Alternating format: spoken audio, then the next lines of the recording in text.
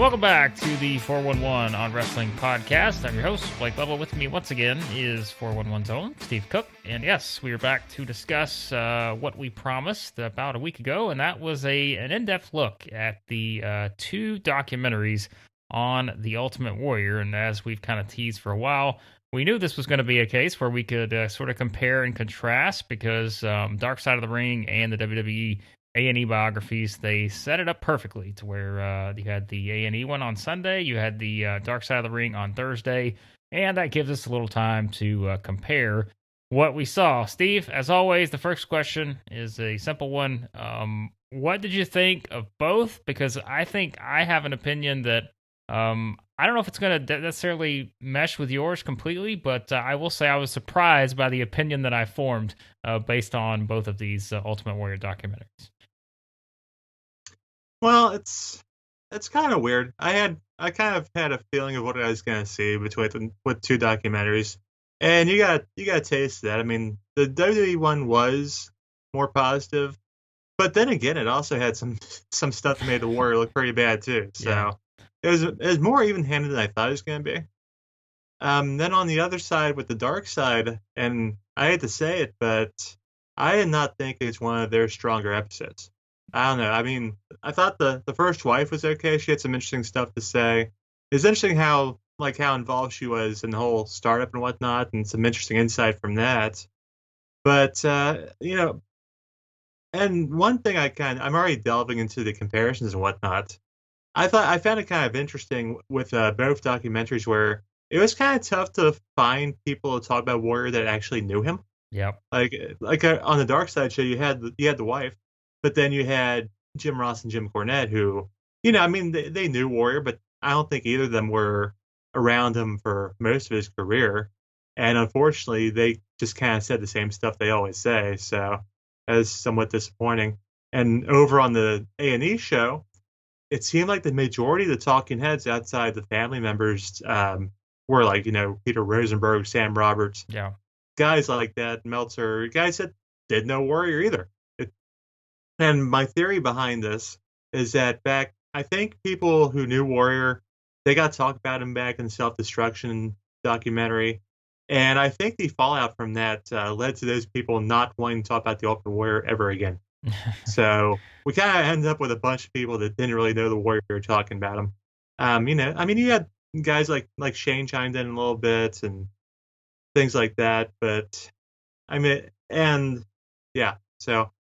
It's interesting because another thing I noticed is, Dana came out before the Dark Side thing and she was mad about it. And we found out she was mad about it because the Dark Side kind of reminded us that, oh, yeah, Warrior got into that conservative stuff because Dana told him about it. Right.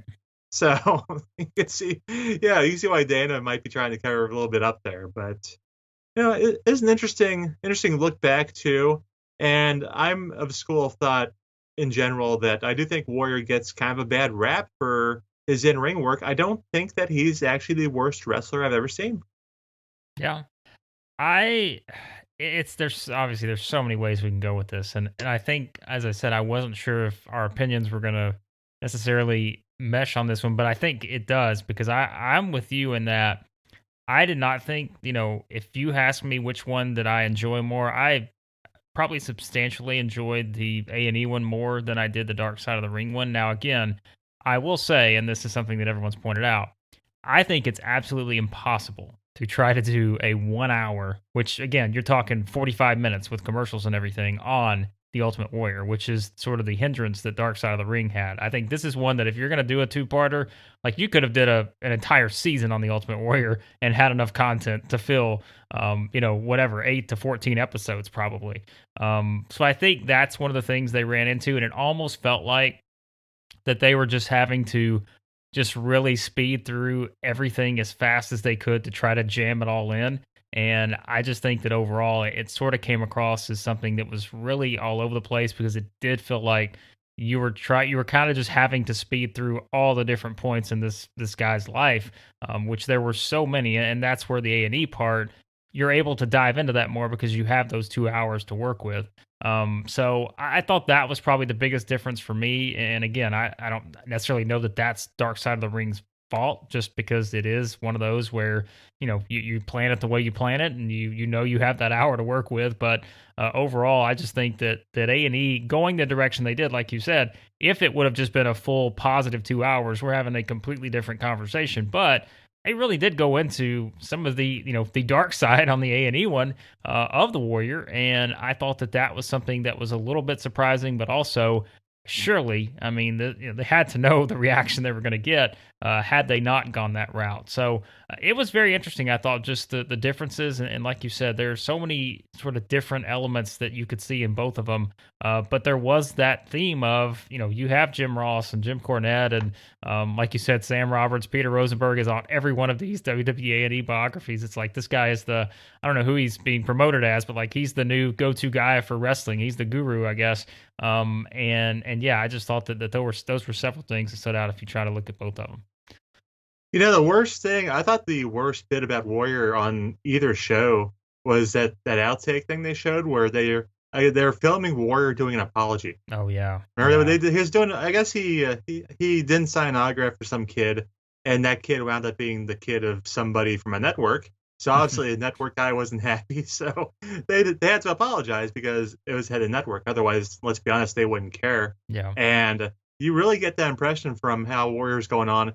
And you hear Vince in the background too. And Vince is just like, "Come on, it's work." Like Vince, that also made Vince look like a piece of shit too, to be honest. So, Yeah. Vince did not which come across well in the Warrior one. I will say of all the ones probably, which again, we could probably pick out many points, but I thought this was the one where Vince came across the worst just in terms of some of the things maybe he said and like you said, especially with that right there. So it was so weird too because they had this whole like one of the things they're trying to push in the A&E documentary was that Warrior, his father left at a young age, so he was looking for his father figure his whole life, and that is part of the problems he ran into. And they tried to really put over this whole thing where Warrior considered Vince like a father figure, and they go into the deal where they start talking about how great Vince is and how the guys look up to him. And Miz is Miz, who knows Warrior very well. He's like, well, the greatest thing is when Vince praises me, and they're just kissing his ass for a couple minutes there. And then they ask Vince about like, did you consider Warrior son? And Vince is like, no, I already have a son. right. Which Yes. I think, when you think about it, that might explain a lot of what goes on with WWE, where you probably have all these people who look up to Vince as like this father figure, and they want his approval. And meanwhile, Vince, he doesn't care. If you're not there, he'll replace you with somebody else. It's not. I'm not knocking Vince for that, but maybe I am kind of knocking the people who put all their self worth into what Vince thinks of them. No, that was a great point because that was the common theme I thought between both of them. Certainly, specifically in the A&E one, but like that was the sense you got was that it was, I guess it was Warrior's first the or ex-wife, the Shari Tyree had said one of the things was she thought that Warrior basically just wanted more attention from Vince, and then of course we got that entire theme and sort of that part of it in the A&E one about, as you said, I mean, they're asking Vince, do you think of Warrior as a son? And everyone talking about sort of the childhood that he had. And I thought that was, really the common theme throughout this whole thing on both of them. And that was probably the biggest one that tied it together, aside from going really into the letters. I think that, Warrior wrote Vince and what Vince wrote back. And those are still something I think to see to this day, just based on that exchange. But There's one thing we found out too, and people have wondered whether Jim Cornette gives Vince McMahon a free pass on things, and I think it's because Vince McMahon gave Jim Cornette that letter, yeah. and Jim Cornette just loves the shit out of that letter, and he loves reading it from time to time, and ever since then he's given Vince a free pass. Yeah, well, I That's a theory. that's it's just so fascinating some of the stuff, and one of the things that I think that really, when you look at it, the Jake stuff was very interesting to say the least in the dark side episode because I don't like some of that stuff with Jake. Like we said, he's actually, I think, from what we've seen him in some of these thus far, like Jake has come across really well. And some of the things he said, you're certainly like, man, this, given what this guy's been through, which, as we'll talk about, we're gonna really find out more about that next Thursday because that's the Grizzly episode. But I mean, this is one where I'm just thinking, I look at what Jake said on some of the stuff about getting the title and all that, talking about, recalling Vince firing Warrior after that SummerSlam match in 91.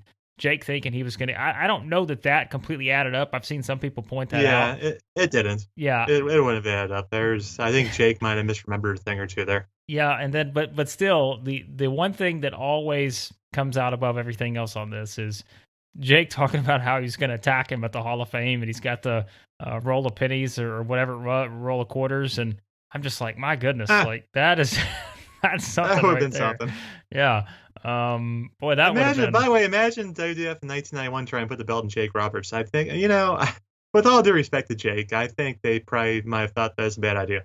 Yeah, I was listening to that. And I was thinking, I don't know if the time adds up on this, but as we said, we can't certainly just put that to Dark Side of the Ring because we've heard plenty of those sort of recollection inaccuracies when it Yes. comes to what we talked about with Lawler and Savage and all that kind of stuff. So that's not just something that's specific to that episode, but yeah, I mean, you mentioned sort of the wrestling part of it, and that was, Jim Ross. I specifically wrote this down on the quote he had was, I've never seen a wrestler with less ability than the Ultimate Warrior. And like you said, I don't know if that's necessarily true overall. If we're just looking at it from the wrestling standpoint, now sure, there were lots of different things, and as you talked about, like Jake mentioned and others talking about just actually working with him, not knowing what you were going to get at times, all that kind of stuff. But it did seem, I don't know if ability is the right word, but maybe just I don't know, the intent or the motivation to maybe learn the certain aspects, maybe is the better way to put it. And I think, some people put that and said, those different things in different interviews. But I don't know. I thought that was interesting just to kind of look back because, the A&E when they had all the stuff, with the Blade Runners and the promos with Sting. And that was another one I thought that was sort of, most of the stuff you got from Sting, which obviously now he's with AEW. Most of the stuff from Sting was older. I think that they had used and some of that stuff anyway. So Yeah. that the wrestling part was interesting, just kind of from the early phases, based on what he would eventually turn into. So Yeah.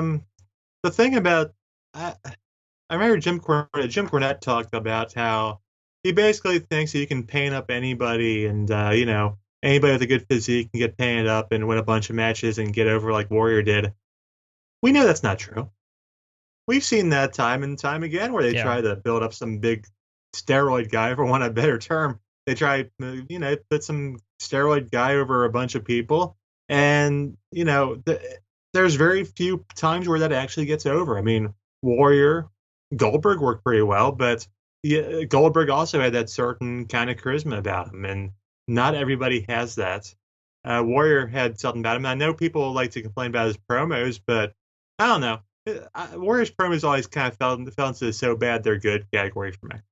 well, I don't and know about you, but I mean, I always got a kick out of them. like that's the thing though. But like the character, did you expect like some kind of eloquent? I think it's all about managing your expectations on what you're going to get. Like you were never expecting this guy to come out and cut a I don't know, like anyone, like, just he wasn't going to be Ric Flair. Like he wasn't going to come out and cut these kind of promos like that and lead you on this, whatever, this journey with his story or anything. It was just this guy comes out shaking the ropes like a maniac, running around just energetic. Like I don't think you probably could have expected anything else from that particular character with him. But, I keep thinking back, and we always talk about this with some of the other stuff that's happened in wrestling and everything, and what that pressure that comes along with when you get to that very top point. And I think we've seen different people handle it obviously much differently in terms of how they're able to carry that spot. And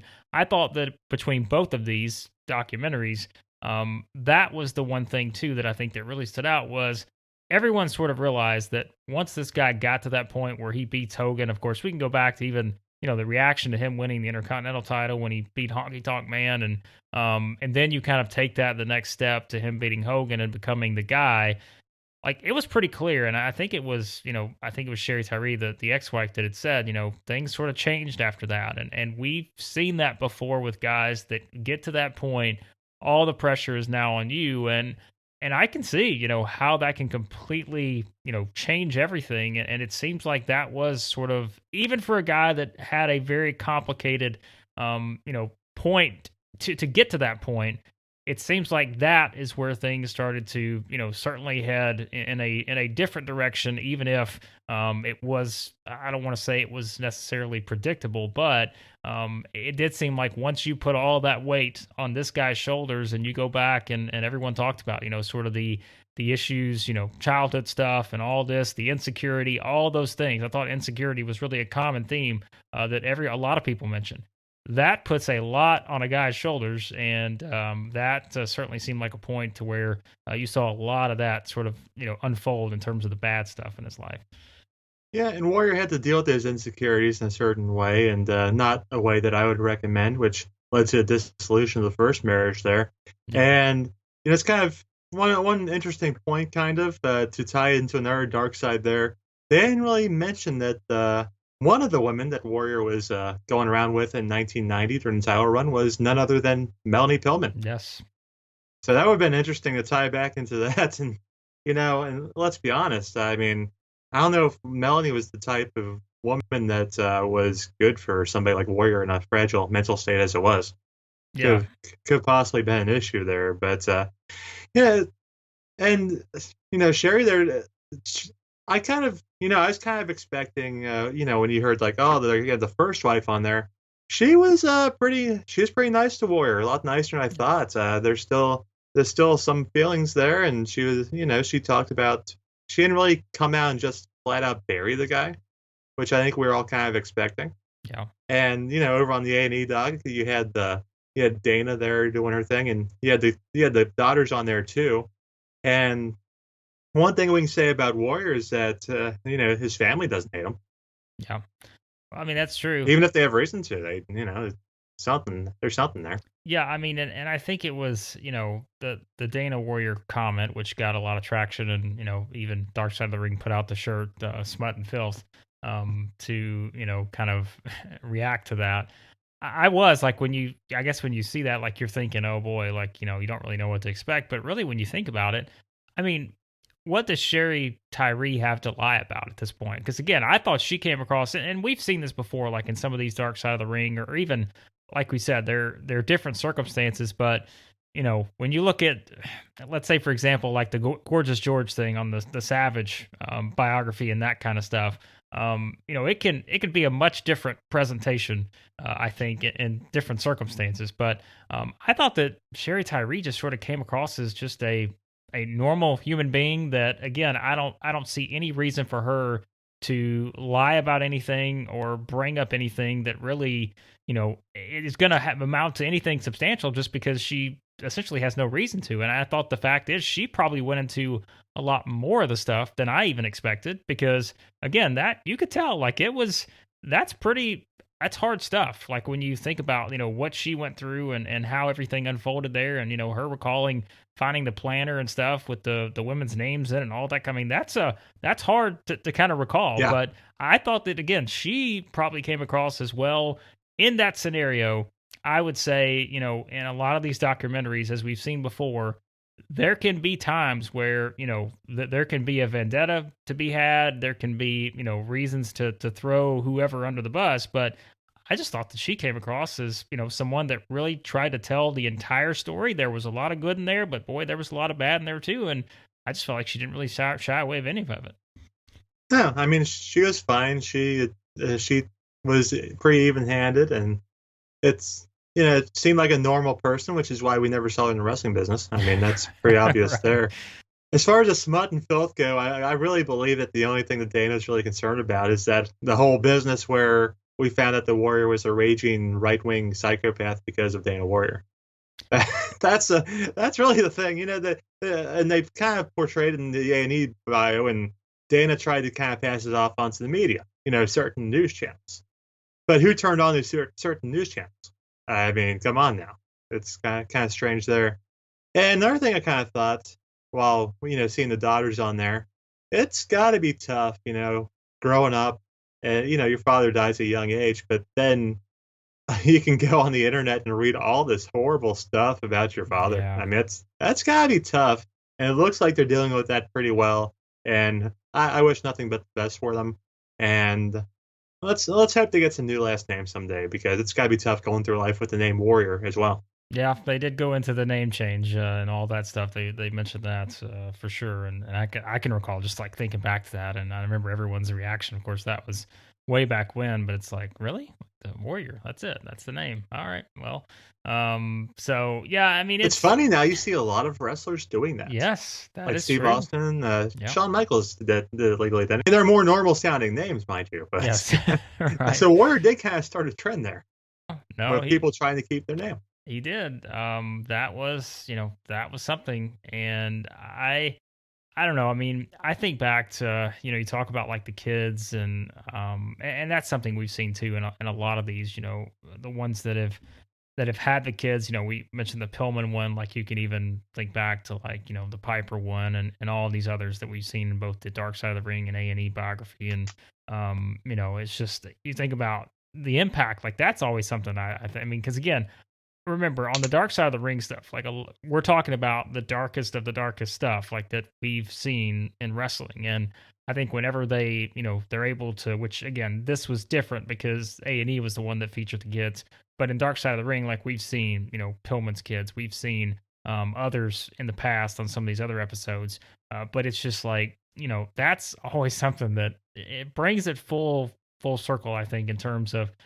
you think about the subject we're talking about, which obviously, with Warrior, a very, very complicated individual to say the least. And I think that was Chad Venners. He's the one that did the I don't know, he was the sort of the biographer, I guess, for Warrior, and he had a lot of time on the A&E one. Like and I thought he brought a lot to the table in terms of kind of recalling some of the background stuff and everything that kind of went along with it. But I think he had a quote that was basically like, "Hey, there's nothing simple about the Ultimate Warrior," and that is completely true. But I think there's so many complicated elements to it that sometimes you look back and you're like, you have to remember like the entire family and kind of the impact it's had on them. And like you said, if you think about all the stuff like the self destruction of the Ultimate Warrior DVD, all the the political stuff he did, the Yukon speech, like all those different things, and like these are the people that are having to sort of still see this talked about.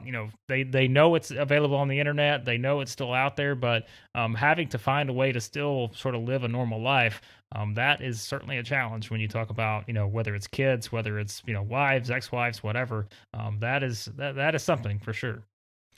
Yeah, and Warrior had a lot to dive into, and I think both documentaries kind of suffer from that because even with the 2 hours, there was a lot of stuff they glossed over. Like in both documentaries, I don't think they mentioned the WCW didn't get mentioned once, Yeah, which not is at kind of all. a shame because I mean one of the highlights of the self destruction thing was Hogan actually taking the blame for screwing up their second match, Yeah. which that's probably the most shocking thing I ever saw was Hulk Hogan taking blame for something. You Yeah. don't see that every day, but you know, it was this just one of those weird things, and just a lot of stuff they didn't have time to cover, which kind of is what it is, I suppose. Yeah, I thought was it. I guess it was the dark side, which again, some of the stuff just gets it blurs together when you're having. I mean, we had 3 hours of Ultimate Warrior stuff too between A&E and one with Dark Side, but I think Bischoff was on the Dark Side of the Ring one. I think it was, and like he didn't really say a whole lot, but I thought No, I think that's he had like one appearance maybe. yeah, and that's what I That's was it. thinking was like, again, this is where if you have those 2 hours, then, you've got Bischoff to go into the WCW stuff, which, they're not getting Hogan. I think they've talked about that in the past, No, trying to get Hogan for stuff. And, maybe eventually they will get him for something, but, that's something too, where if you have that second hour, but I get it. You had sort of the 2 part on Pillman, maybe not doing the 2 part on Warrior. I get all that because it's so hard. And like we said, there's enough background and history with someone like Warrior that you could do, legitimately a very long series on that eclipses, 2 hours and goes beyond that. But that was definitely, something else. And, I thought that overall, I mean, it was like I think that both of them did a good job. Like I said, I think the the one thing A&E had going for it was it did have the 2 hours to be able to dive much deeper and go, much for, even if sort of the cast, like we said, was really made up with a lot of, different people that really didn't know him. But I think they had a better chance of covering it fully, even if there was stuff that was left out, like you said. But just going into him taking the pills for the anxiety and like having all those problems, but at the same time, really talking about the self destruction of the Ultimate Warrior. I thought WWE showing a lot of those comments from that self destruction of the Ultimate Warrior DVD. I remember watching it. Of course, there's still a lot that stands out, but I just think back on that and I'm thinking, look, this guy was certainly not easy to deal with at any point, in terms of his career and what had led to that DVD. But man, I mean, I'm thinking back, and they had some of the comments from Warrior talking about how it hurt him and that kind of stuff. But I'm thinking, my goodness, like that was the ultimate hit job in terms of what they did with that DVD, and to actually see them replay a lot of those quotes. I'm just thinking, man, that was what an interesting period that was for them whenever they released that. Yeah, and you still kind of have to wonder what they were thinking at that point, because it's Yeah, not like exactly like Warrior was like a newsworthy figure at that point. yeah, I mean, I guess was that around the time of the Yukon speech? Maybe my yeah. timeline is really bad on that, but I guess it's probably around that time. And maybe they're just trying to cut any kind of association that they could possibly had with the guy. I mean, I don't know, but no, it doesn't paint them in a positive light. Vince didn't come off too positive on that show in general, and yeah, there's not too much else to say about that. It's just I kind of wonder if Darkseid, if maybe if they had waited a little bit longer to do it, like maybe waited for like another season or two, Yeah. and maybe some more time to pass, because I think now you're still kind of in that weird time period after where people aren't as mad as at Warrior. And there's also other stories that Darkseid could delve into, like the Grizzly Smith stuff they'll do next week, or Dynamite Kid. There's probably some other stuff they could do where they could dive in more than they could with Warrior at this point. Yeah, I looked it up and I was trying to think of the timeline too. So I want to say the Yukon speech was in April 2005, I believe, and then they released the Self Destruction of the Ultimate Warrior DVD in September. So yeah, like you could Okay, that's probably a big part of it. Then they're probably just trying exactly. to cut Yep. any ties, try to make sure that people did not associate him with them. Yep. I think that's Although, exactly right. we could make a political. I better not go down that bridge too far. I listen. There's plenty of opportunity, I think, for given what we saw in this, and we saw the excerpts and some of the footage, in both, in terms of calling everything he said specifically at UConn, but Darkseid not exactly bleeping things either. no, they were not. And again, that's the one thing they have going for them, I guess, if you compare it to. Well, I guess so. Yeah, I mean, but that's I wouldn't, that's not a positive, but Yeah. they can at least, I guess, in a sense, they can get a little bit darker when it comes to everything, as we know, because it is on Vice versus A&E. But yeah, I mean, there's lots of opportunity, and I think that's where, and I've seen some people have brought up too, when you look back at some of those Warrior videos and all that kind of stuff, I think I've heard a lot of people bring up the things he said about Bobby Heenan and all that. Yeah. That was one in particular that obviously was not mentioned at all on Yeah. any of these. I'm But kind of surprised that you thought Cornette might. I mean, Cornette alluded yeah, to how Bobby Heenan didn't like him, but they didn't quite delve into that quite as much as you yeah, might have thought. yeah, there was certainly some very significant stuff. And I mean, Warrior did not have nice things to say about Heenan when he was having his No. health issues and all that. So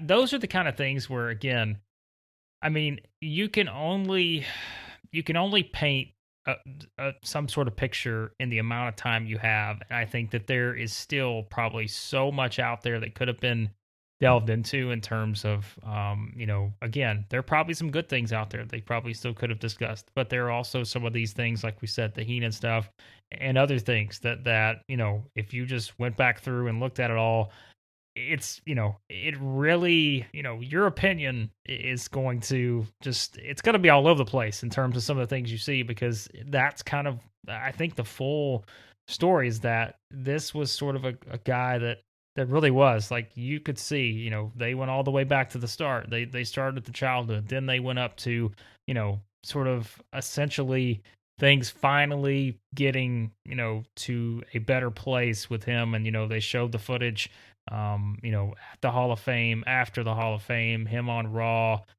cutting the promo, all that kind of stuff where you're thinking, "Okay, maybe this guy's finally getting to that sort of turning point, perhaps, and moving beyond all of the stuff, all the controversy, everything that he had said, and maybe it's actually, starting to sort of become a better human."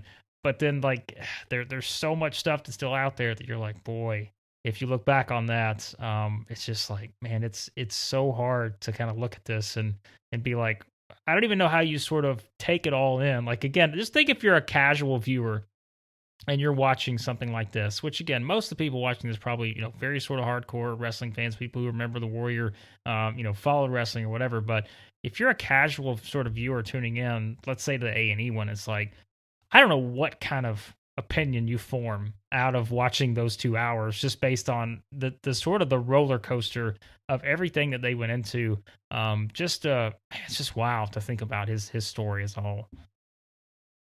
I think it's simple. I mean, for a casual viewer, I guess, if we have casual viewers anymore, I guess really the simplest way I think to look at Ultimate Warrior would be, oh gosh, drugs are bad. Okay, Yeah. I don't know. And they didn't go into any Uh, steroid stuff. Like, they didn't go into any of that on any of the other stuff either. And, like, that could have been another element they could have tied in. But, like, there's, like you said, there's much more to it than that, though. So but yeah, and as far as the fans, I mean, we're all gonna have our different opinions and whatnot. There are, some good qualities, some bad qualities. At the end of the day, most people have good qualities and bad qualities. They're just not displayed quite as much. They're not as extreme on both sides or on one side as Warriors were. His bad qualities were pretty on full display from time to time. and very public. Very, very public. Yes, So, that is not a good thing. Like you said, that's no, and where, then yeah, and you notice in 2014 when he comes back, I mean, when you look back at that footage, he didn't look good. no, It looked like he was huffing and puffing, and he looked like a guy. Unfortunately, he looked like a guy that was about to die, and that's pretty much what happened. And he was able to kind of flip the script a little bit and get his legacy somewhat repaired right before he did so. Which you gotta give him credit for that, don't you? yeah, and that's what I was gonna say. Like, I think that it is so easy to kind of, and I think you said it the best. Like, the extremes, like, that is the best way to put it, because like, it was like, you see the extremes when we talk about sort of, everything that he was discussing, and sort of the very, very strong, political views and the speeches and all these other things, and the wrestling stuff too, in terms of, how he was to deal with, which, again, I mean, it's not, these people, yes, maybe at times that they are sort of looking at their own self-interest, but they're the people saying bad things about the Warrior in terms of dealing with him in the ring and that kind of stuff is not anything new. That's been something that's been said over the years, and I think that there were certainly parts of that too, and we know from the business side of it, and the letters with Vince and all this other stuff, that there were difficulties there as well. But like you said, I think you also look at it and say, all right, did this guy go so far down this path that he was never able to get out of it? At one point, you probably would have thought, I don't know that this guy's ever going to be able to turn things around, and maybe do anything that's going to, I don't want to say completely, because again, you're never going to completely take away the bad stuff that happened, and the different, all the things they went into that were certainly on the darker side of things. But it did seem like, they showed, him, and I mean, it's, it's on both of these where Jake's retelling the story about him, apologizing to Jake at the Hall of Fame, and the different, they showed the footage backstage with Hogan, and I know a lot of people have sort of poked fun at that, about the Hogan comment on, that tape should have never happened, brother. Boy, there's that was the Oh my line God, that was there. bad. That was something. Yes, so that line there was, certainly, one that I know, some people, had some fun with. But yeah, like, it's just, this is one where, like we said, this is probably one of those, we could talk about the Ultimate Warrior and kind of for hours just based on just. I mean, that there are like, and I'm just like, even just looking at my notes, I'm thinking, and I take a lot of notes on these, but I'm like, I have so many notes coming out of like both of these. It's just like there's so many different sort of interesting aspects of this guy's life that they went into just in these 3 hours that we got between both of these documentaries. And I'm just like, there's so much more to it. Like, there's so much more out there that you could go into as well. Like you said, whether it's the WCW stuff, whether it's the bad stuff, or the whether it's just the stuff you talk about with Heenan or other things. I'm sure that were said that were not great either. But it's just like this really was. It was a very complicated story. And it just like it just was so many ups and downs, and I think that's kind of the best way you look at it. So We also got two different explanations on the origin of the name Dingo Warrior. no, the Dingo Warrior, yes, From Queens, New York. uh, well, that Oh was gosh, that was pretty fun. I thought them going into the Dingo Warrior, and what was it, the of course, Jim Cornette and Jr. I think Jr. had the line, whatever it was, about distrucity and Warrior, whatever he had mentioned, and Jr. was, I don't remember what he said, like, if you're someone asking yourself, what the hell is distrucity or whatever he said, that was another thing I know yep. that they had some fun with. So Yep. If you guys think Jim Ross is mad and buries AEW wrestlers, my goodness. Well, yeah, Jim Ross was not a Warrior fan. I think No. we could tell that.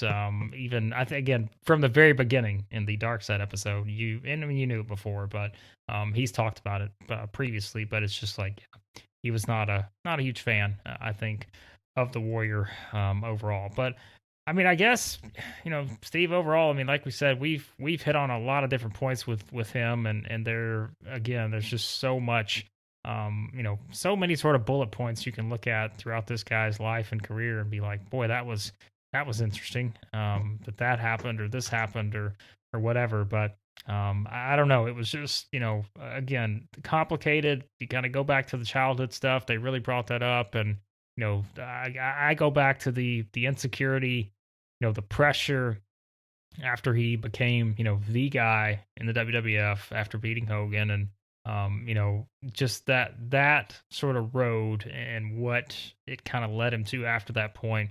There. I think we can safely say this: there are very few, if any, stories in professional wrestling like the Ultimate Warrior, and I think we pretty much got that from these two. Yep, and we'll probably not talk about the Ultimate Warrior again for a very long time. To be honest with you, I think we've got, we got the bio, we got the dark side, and I think it's weird because when I was growing up, I started watching wrestling just after Warrior won the title. Yeah. Yeah, I missed, Warrior won the summer, like WrestleMania 6, and I started watching around SummerSlam 90, so Warrior was the first champion I was familiar with. And so it's always kind of fun to go down these roads and see wrestlers from back in the day. And even though Warrior definitely has complications and a lot of people didn't like him, at the end of the day, I just kind of go to the place where it's like, okay, I remember the memories from when I was a kid. I hope his family's doing well, and I hope he did find peace at the end there. Even though he did say some terrible, horrendous things, and there's no excusing any of that. You just hope at the end of the day that these people find peace, and I think he did. Best Warrior match: Hogan or Rick Rude, SummerSlam '89. See now, I'm gonna get off the. That's neither one for me, because my personal favorite. And we'll go and spoil it. Well, we'll spoil it anyway, because what the hell? We do have a column coming up on the top 7 Ultimate Warrior matches. Segue there, huh? But I'll tell you right now, my favorite match is neither of those. I always like the chemistry between the Ultimate Warrior and the Macho Man Randy Savage. Why did I forget that one? That's probably, you're right. Yeah. I don't know why. I don't know if those two guys were both completely insane, but they're on the same wavelength. Savage was able to get some great stuff out of him. And I still go back at least once a year, and I watch the career-threatening match at WrestleMania 7. Yeah. I absolutely love that match. I know there are people who don't like certain things about that match, but for me, The story just it all works. Everything works from start to finish. And of course, you have the amazing climax at the end, the moment after with Elizabeth. It's just to me, it's pretty much the perfect exhibition of WWF wrestling from back in that era. I don't know why. I'm just like, I think I'm so deep in my notes here, like looking at these documentaries. I was like, why did I not? That would be number one on my list, probably without even looking at anything else. I love the Rude one. I just thought that, their SummerSlam '90 one was never. It was not as good as their '89 one, but I thought that him and Rude, for what it was worth, Rude. I mean, you're talking about someone who's just a huge Rick Rude fan, and I thought that they did very. I mean, he did what he could, but I thought their SummerSlam '89 was really good. And then of course the Hogan one, it was good for what it was, I thought, but like you said, there's nothing that's going to match that one. Yeah, with Savage and the career. That was a spectacle, and again, even if you don't look at it as a technical masterpiece, I think if you put the entire picture, adding all of that into it, I'm with you. And I don't, I just completely slipped my mind. But yes, that is the best one probably. But yeah, that was my segue to let you hype your the column that you had coming up. So, And on the Rude notes, I mean, Rude was definitely one of his best opponents, and I always thought it was kind of weird when people would talk about how, I guess things fell off in 1990 after Warrior won the title. And you kind of thought that, I mean, Rude was one of his best opponents, so putting with him put that feud back there made sense. But at the same time, I think what happened was people had already seen that back in 1989. They already had the WrestleMania and SummerSlam match then. And looking back, it's probably just too soon to get back to that. And even if Rude did cut the hair and got a little bit more serious and came off as a little bit more of a threat, I still it was still going to take some more time before people saw him as a real threat to the Warriors title. yeah, Looking back, in my opinion, yeah, I think so and too. I love Rude, but I'm just saying I'm a big Rude fan too. But I think not enough time had passed. Now, unfortunately, you can't get in the time machine and combine things because by the time 91, 92 rolls around, and Rude is one of the highlights of WCW programming, that Rick Rude was a serious title contender. Yeah. No, I mean we've always said that. Like I think especially when the big baby faces like get their huge like crowning moment, it's significant, but I think what's even more significant is do you have someone ready for them to keep that same momentum? Because Random example: 1999 Big Show wins the title randomly right. at Survivor Series, and they put him right back in the feuding with Big Boss Man after several Yeah. months of that crap.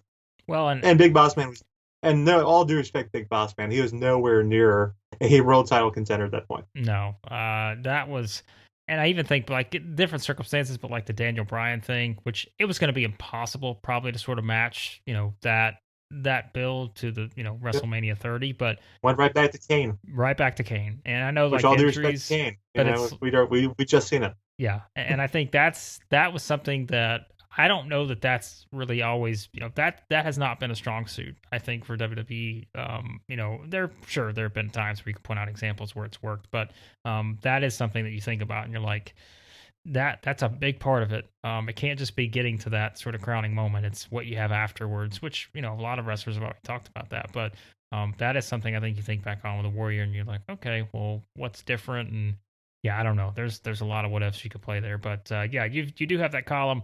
You're working on the top Ultimate Warrior matches, and as we said, for some reason my mind just skipped the one with Savage, but that's one that probably tops the list for most people. But be interesting to see what else you have on your list there. But I also enjoy the WrestleMania 12 match with Triple H, but that's more because I just really get a kick out of that. yeah, I don't know. It just makes me laugh. What can I say? it's different. That whole again, there's something else. Like I know they kind of went in a little bit, but like they could have, I'm sure, touched on a lot more about the the whole '96 part too. And it's just like what a career, what a strange career to say the least. But as we said earlier, Steve, we've got Mick Foley coming up on the A&E, and we've got the Grizzly Smith one coming up on Dark Side of the Ring. And you want to talk about two documentaries that are going to be much Similar different. beards, It's going to similar be beards. yeah, they do have beards, but